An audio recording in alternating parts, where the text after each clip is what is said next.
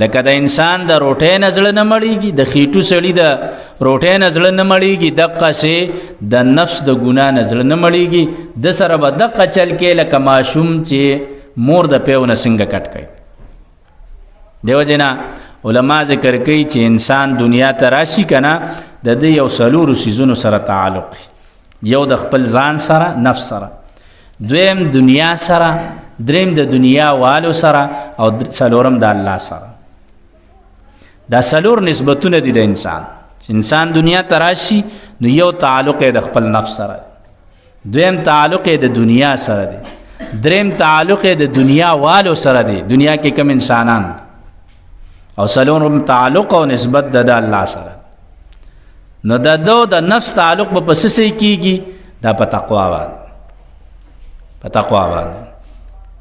دا تقوا دا د انسان د نفس د پاره داسې ده لکه غویی ته دی پوزه کې چې دی نو پیزوان واچه، یو غویی دی که او هغه تا ورته پیزوان نه دی اچولی، 15 کسه باندې نشي نیولی، څومره زیات دغه کوي، زور کوي.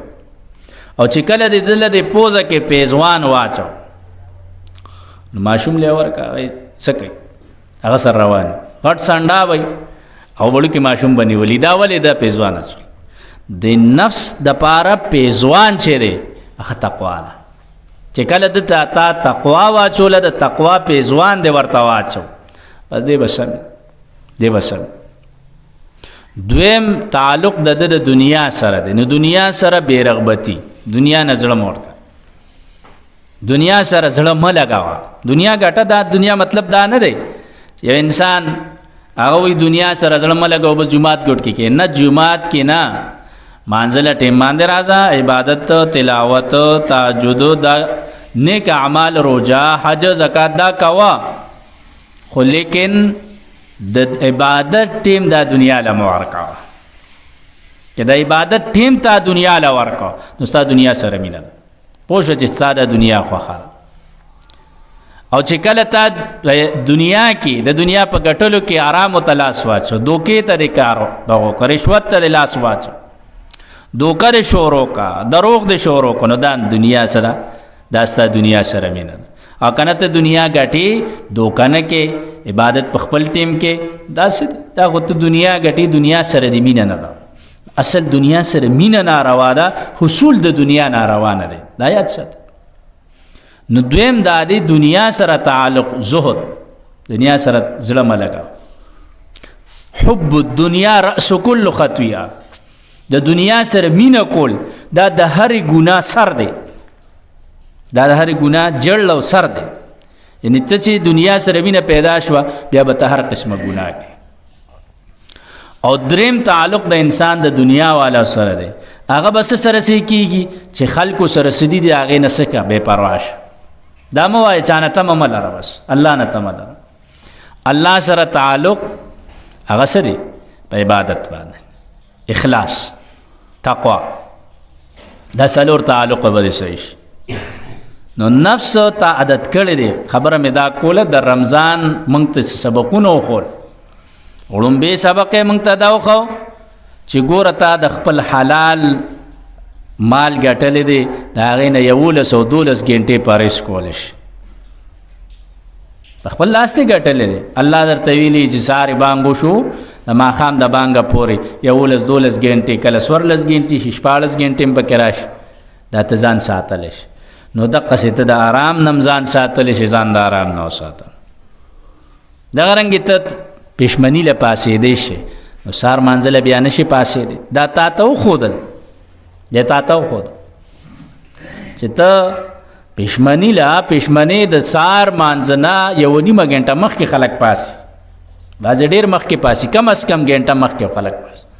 نو تهجد خو ځه، هغه هم ښه خبره ده چې بعض انسان ته خو د سارې جمې له ته نه شي پاسېدی، دا ته پاسېدی شي، دا ته دروغ وایي، یاره ستړی هم نشم پاسېد، داسې شپه لنډه شوه، دغه نه، داسې ګپ دی. تا یو میاشت پر خپل نفس باندې پریکټیکل وکړو، بالکل پاسېدی شي.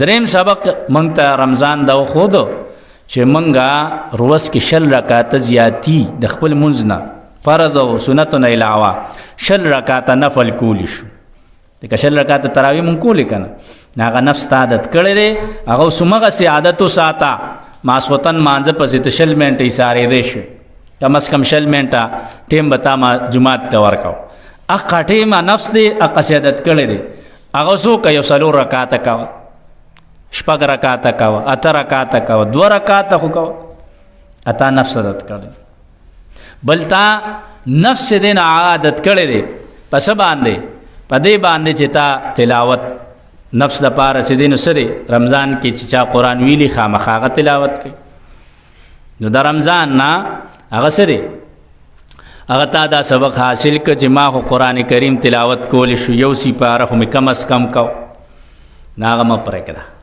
هغه څه کوا هغه م پرېګدا او هغه خامخا کوا دا مونږ ته رمضان سبق او چې ستا نفس کې دا ششتا ته دا سی کولش دا مونږ ته ټریننګ دی غواړي ځکه قران کریم چې د رمضان د روزې تذکرہ کوي ورپسې وی لعلکم تتقون د رمضان د فرضیت وجه دا ده چې تقوا راشي